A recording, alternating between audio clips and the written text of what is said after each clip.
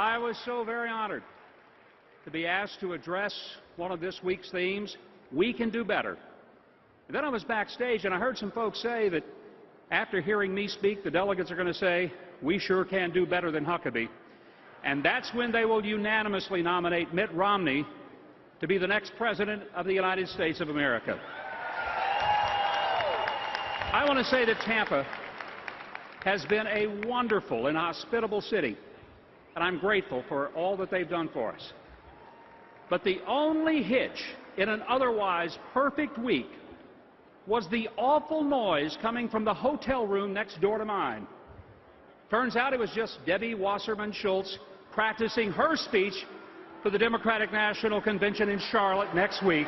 Bless her heart. Romney and I were opponents. We still are.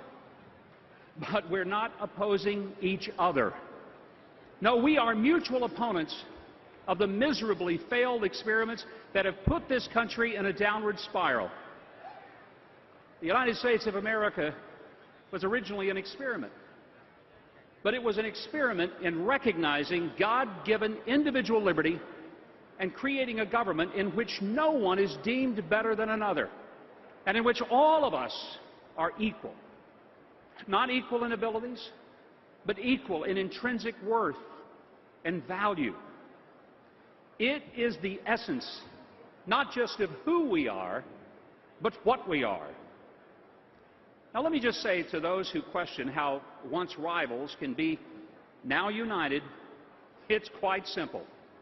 We have Barack Obama to thank. It was Barack Obama who said, "You didn't build it." Translation, it doesn't belong to you. Well, no small differences among us in our party approximate the vast differences between the liberty-limiting, radical left-wing, anti-business, reckless spending, tax-hiking party of Barack Obama, Harry Reid, and Nancy Pelosi versus an energized America who knows we can do better.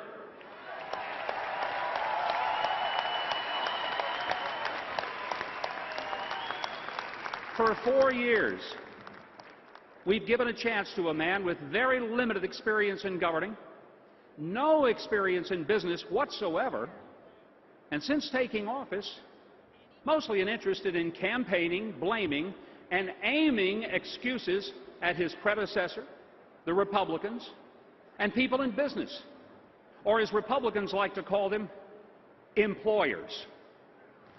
We've stagnated into an economy that has taken all that hope right down the slope and has left millions without jobs, forced out of their homes by foreclosure, herded into dependency upon a government that promises us candy but gives us cavities. Barack Obama seems intent on enrolling more people on food stamps. Mitt Romney's focus is going to be on generating more jobs that will make food stamps unnecessary for them. We know full well we can do better. Mitt Romney turned around companies that were on the skids. He turned around a scandal-ridden Olympics that was deep in the red into a high point of profit and patriotic pride. And he turned around a very liberal state when he erased a deficit and replaced it with a surplus. Do you remember when Barack Obama said that if he couldn't turn things around in 3 years, it'd be a one-term proposition? Well, it's been almost 4 years. I say let's make him a proposition he can't refuse. Let's vote him out.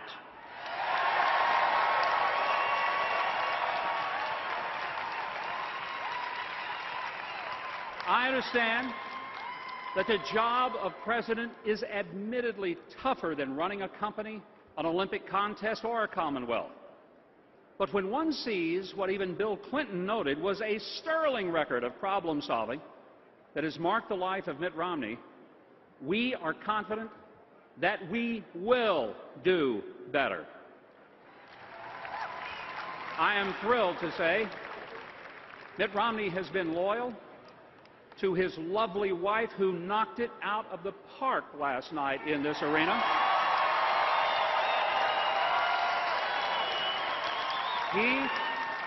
He's been loyal to his sons, to his country, to his employees, and to his church. Well, I'm sure now that the press is going to tell you he isn't perfect. But my friends, for the past 4 years, we've tried the one that the press thought was perfect, and that hasn't worked out all that well for us. That's why tonight I tell you, we can do better. Our founding fathers left taxation and tyranny, seeking religious liberty, and a society of meritocracy rather than aristocracy. What they created was a bold experiment in government, believing that God gave us unalienable rights, and that the role of government is simply to make sure that those rights are protected. So fearful were they that the government would grow beyond their intention, that even after crafting our magnificent Constitution, they said, we can do even better. They added amendments. We call them the Bill of Rights. Those Bill of Rights limit what the government can do, and they guarantee what we, the people, have the unimpeded right to do, whether to speak, assemble, worship, pray, publish, or even refuse intrusions into our homes. Many of those founders died to pass on that heritage. They had lived under the boot of big government, and what they said was, we can do better. As a kid growing up in a household, my dad never finished high school. I grew up in a family in which no male upstream from me had ever finished high school, much less gone to college. But I was taught that even though there was nothing I could do about what was behind me, I could change everything about what was in front of me. My working poor parents told me that I could do better. They taught me I was as good as anybody else. And it never occurred to them to tell me that I could just rest comfortably and wait for good old Uncle Sugar to feed me, lead me, and then bleed me. They told me to get off my backside, work hard, take risk, and treat people honestly and honorably. And look at me today. I've become, as the press like to label me, a failed candidate. Oh, it's true, I have fallen from the high perch of politics, and now I wallow in the mud of the media. But I still know that as a country, we can do better. And with Mitt Romney and Paul Ryan, we will do better.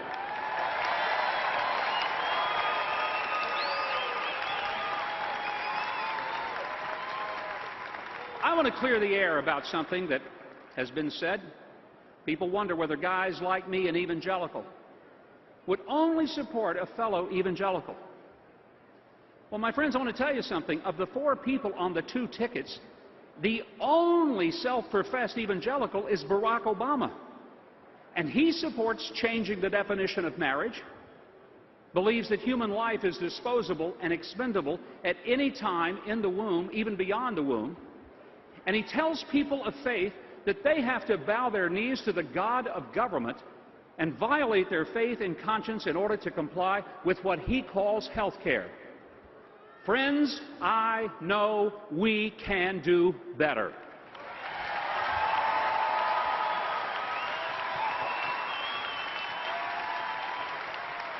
Let me say it as clearly as possible that the attack on my Catholic brothers and sisters is an attack on me. The Democrats have brought back that old dance, the limbo, to see how low they can go in attempting to limit our ability to practice our faith. But this isn't a battle about contraceptives and Catholics, but about conscience and the Creator.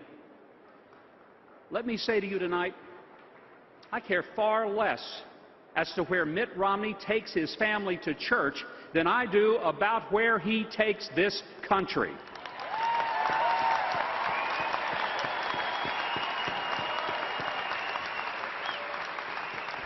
Joe Biden said, "Show me your budget, and I'll tell you what you value." Well, in the Senate, Joe's party hasn't produced a budget in 3 years. What does that say about their values? And by the way, speaking of budgets, Joe Biden's budget shows that while he wants to be very generous with your money through higher taxes and government spending, for years he gave less than 0.2% of his own money to charity. He just wants you to give the government more so he and the Democrats can feel better about themselves. Mitt Romney has given over 16% of his income to church and charity. And my friend, I feel a lot better about having a president who will give generously of his own money instead of mine or yours.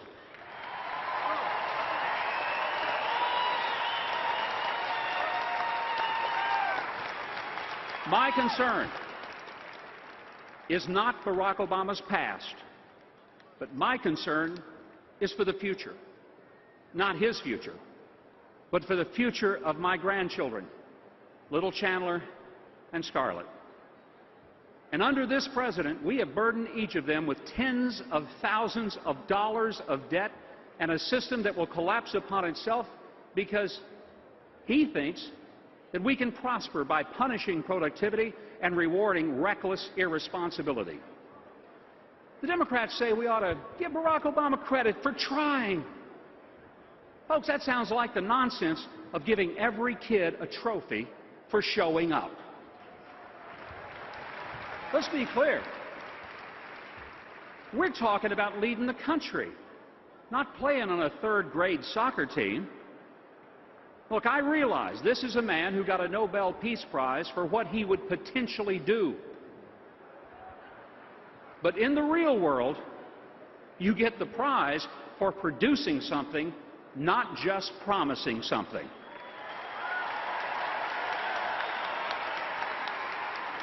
Sometimes we get so close to the picture, we really can't see it clearly. I've had the privilege of working with Bono for the past few years in the One campaign to fight AIDS and hunger and disease around the world. Bono is an Irishman and a great humanitarian. And I remember him telling me of his admiration for America. He said, America's more than just a country. We're an idea. And he reminded me that we are an exceptional nation with an extraordinary history who owes it to the generations who are coming after us to leave them with an extraordinary legacy. But if we don't change the direction of our nation now, our bequest will be nothing but an extraordinary shame. But, dear friends, we can do better. President Obama is out of gas, and Americans are out of patience, and our great republic is almost out of time. It's time that we no longer lead from behind, but that we get off our behinds and leave something lasting for those who came after us instead of a mountain of debt and a pile of excuses. Tonight, it's not because we're Republicans, it's because we are Americans that we proudly stand with Mitt Romney and Paul Ryan, and we say, we will do better. God bless you. Thank you. God bless.